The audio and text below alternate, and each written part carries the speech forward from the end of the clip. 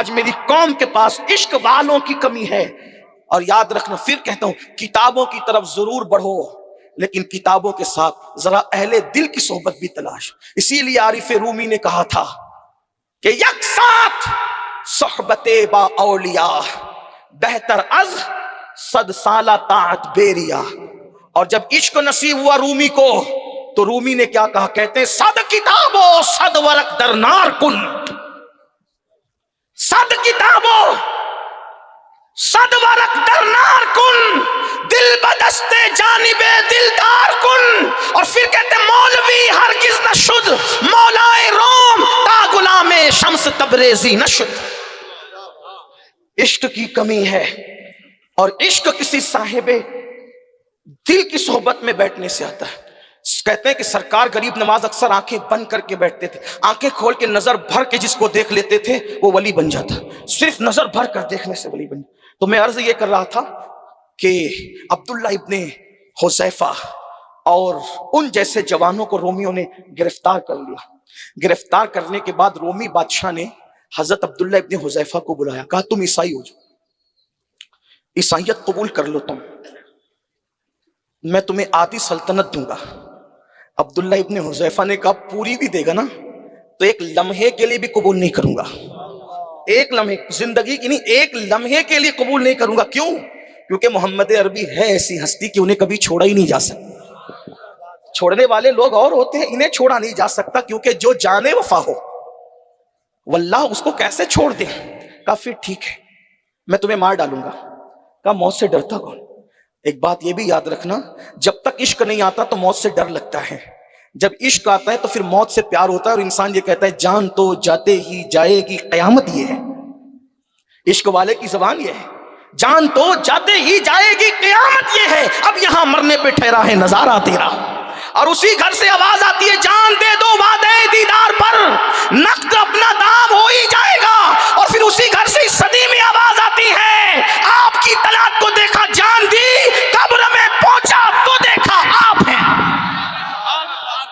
مصطفیٰ ذات یکتا آپ ہیں، یک نے جس کو یک بنایا آپ ہیں. اور آپ کی خاطر بنائے دو جہاں، اپنی خاطر جو بنایا آپ ہیں. آپ وہ گل میں نور کی پہلی کرن، جانے آدم جانے حوا آپ ہیں. اور مکتے میں وہ کلندر کہتا ہے بردرت آمد گدا بہر سلام ہو بھلا اختر کا داتا آپ ہیں.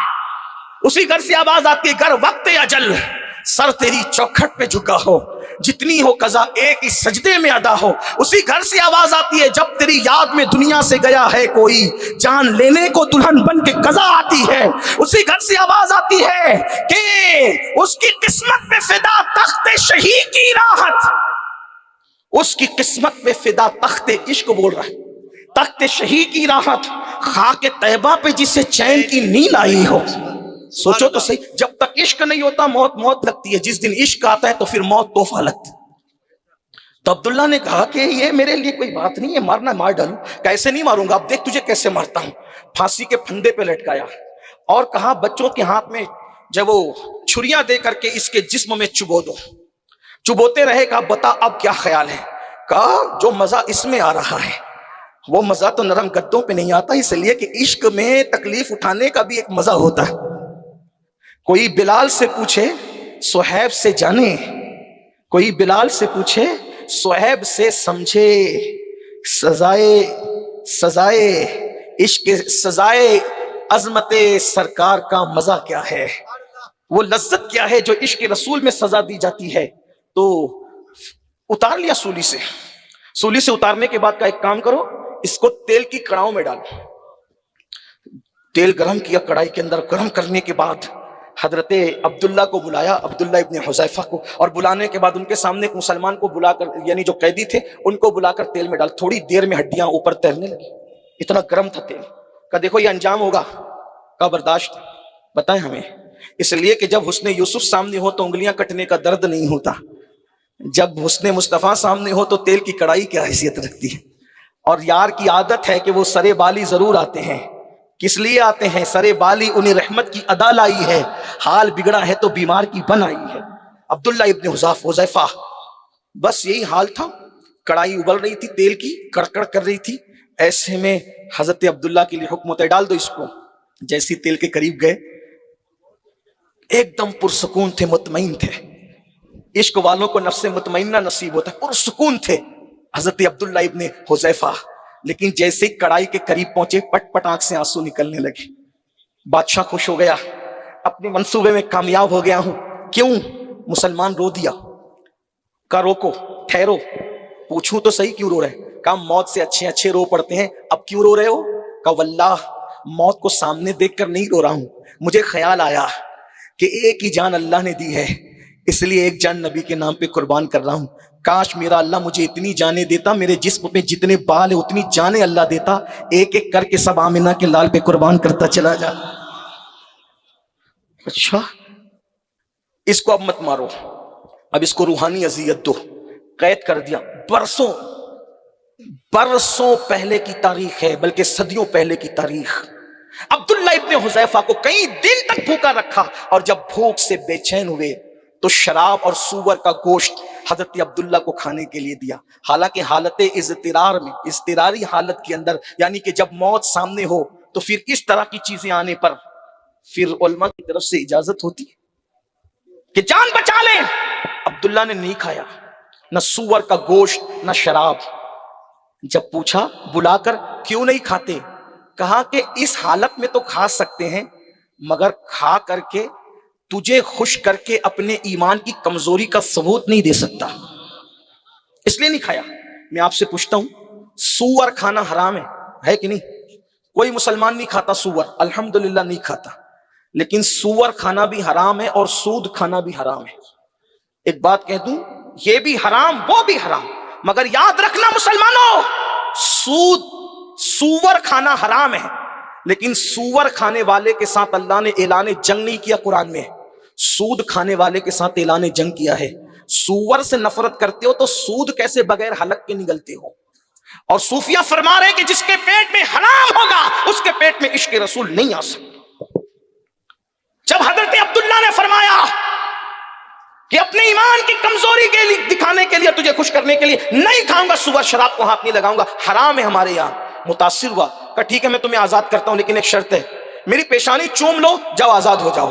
حضرت عبداللہ نے کہا، سوچا اپنی جان کے لیے اس کی پیشانی نہیں چوموں گا، مسلم امہ کا کوئی مفاد ہونا چاہیے. فرمایا اکیلے نہیں جاؤں گا، جتنے مسلمانوں کو قید کیا اگر سب کو چھوڑ دیں تو میں وعدہ کرتا ہوں کہ تیری پیشانی چوم لوں گا. اس نے کہا ٹھیک ہے ایک بار میری پیشانی چوم لے، جتنے مسلمانوں کو میں نے قید کیا سب کو آزاد کر دوں گا. بس یہی بات تھی. پھر کیا ہوا؟ اللہ اکبر، اس حضرت عبداللہ ابن حذیفہ نے اس کی پیشانی چومی، اور پیشانی چومنے کے بعد اس نے سارے مسلمانوں کو آزاد کر دیا. اللہ اکبر. جب حذیفہ سارے نوجوانوں کو لے کر پہنچے تو فاروق اعظم کا دور تھا. سیدنا فاروق اعظم نے پوچھا انہوں نے تو تمہیں قید کر لیا تھا، کیسے چھوڑ دیا؟ تو حضرت عبداللہ ابن حذیفہ نے پوری داستان سنائی. فاروق اعظم سن کے روتے رہے اور کہا مسلمانوں کو آزاد کرانے کے لیے تم نے اس کی پیشانی چومی. پھر آپ نے اعلان فرمایا اے مسلمانوں، عبداللہ نے اتنا بڑا کام کیا ہے، عبداللہ اس کا حقدار ہے کہ اس کی پیشانی چومی جائے اور سارے مسلمان اس کی پیشانی چومیں. اور اس کے بعد فرماتے ہیں شروعات میں خود کروں گا. فاروق اعظم نے بھی پیشانی چومی اور سارے صحابہ نے عبداللہ کی پیشانی چومی. بتاؤ یہ جرأت کیوں آئی تھی؟ وہ عشق رسول کی قوت تھی، قوت عشق تھی. آج مسلمان نوجوان بزدلی کی طرف اس لیے ہے کہ قوت عشق سے آج ہم اپنے آپ کو دور کیے جا رہے ہیں. اللہ اکبر. ہم کہتے ہیں عاشق ہے جس کا عشق رسول اتنا کمزور ہو کہ گھر کے بستر سے اٹھا کر مسجد، محلے کی مسجد تک نہ لے جا سکے، اس کا عشق اسے جنت تک کیسے لے جائے گا؟ پتا چلا عشق تو وہ ہوتا ہے جو مقتل گاہ بھی لے جاتا ہے اور جنت بھی لے جاتا ہے. مسلمانوں آج ہم عشق کی باتیں کر رہے ہیں، رسمی عشق کی باتیں، رسمی مسلمانیت کی باتیں. حقیقت میں ہم عشق مصطفیٰ سے دور ہے، محبت رسول سے دور ہے. آئیے عشق کا سبق سیکھیے. میں 3 باتیں پڑھ کر بات اپنی مکمل کرتا ہوں. صوفیہ فرماتے ہیں عشق کی 3 علامتیں ہوتی ہے، اسی کو پڑھ کے بات مکمل. نمبر 1، جس سے عشق ہوتا ہے انسان اس کا ذکر کثرت سے کرتا ہے. بتاؤ حضور کا ذکر کتنا کرتے ہیں ہم؟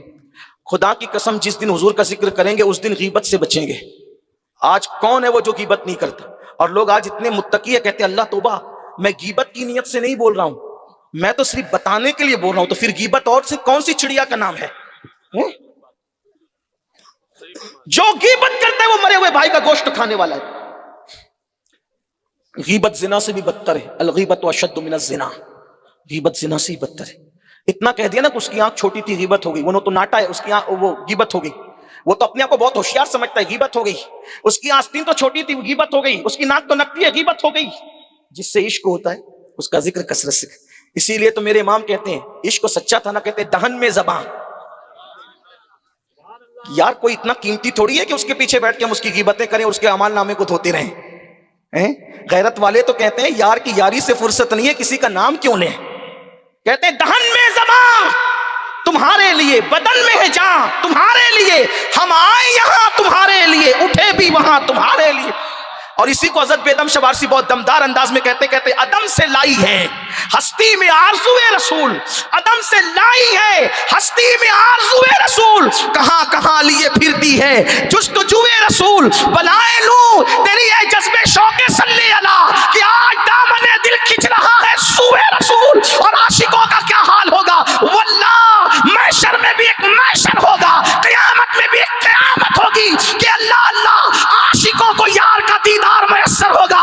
بیدم شاہ کہتے ہیں عجب تماشا ہو میدان حشر میں بیدم کہ سب ہو پیش خدا۔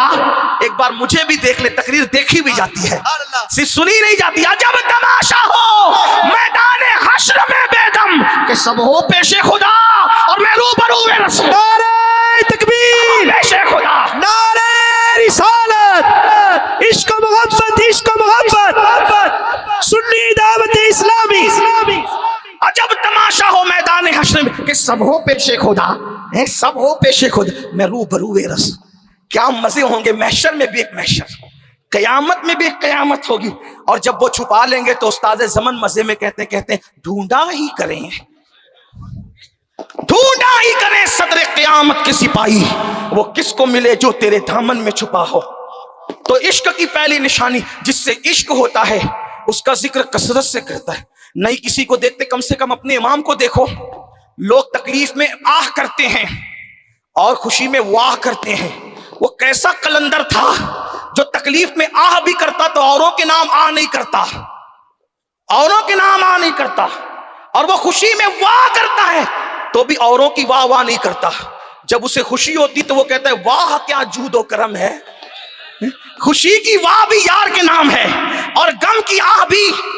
دو جملے کہہ کے میں اپنی بات پوری کرتا ہوں کہ بھائی کی میت پر بھی جب وہ قلم اٹھاتے ہیں تو کوئی مرثیہ لکھنے کی بجائے کہتے ہیں آنکھیں رو رو کے سجانے والے، جانے والے نہیں آنے والے، وہی دھوم ان کی ہے ماشاءاللہ، مٹ گئے آپ مٹانے والے، حسن تیرا سا نہ دیکھا نہ سنا، کہتے ہیں اگلے زمانے والے، جگمگا اٹھی میری گور کی خاک، تیرے قربان چمکنے والے، کیوں رضا آج گلی سنی ہے، اٹھ میرے دھوم مچانے والے۔ عشق ہوتا ہے تو انسان یوں ذکر کرتا ہے۔ باقی دو باتیں پھر کبھی اگر دوران گفتگو کوئی غلطی ہو تو اللہ پاک معاف فرمائے۔ استغفر اللہ ربی ان ربی لغفور الرحیم۔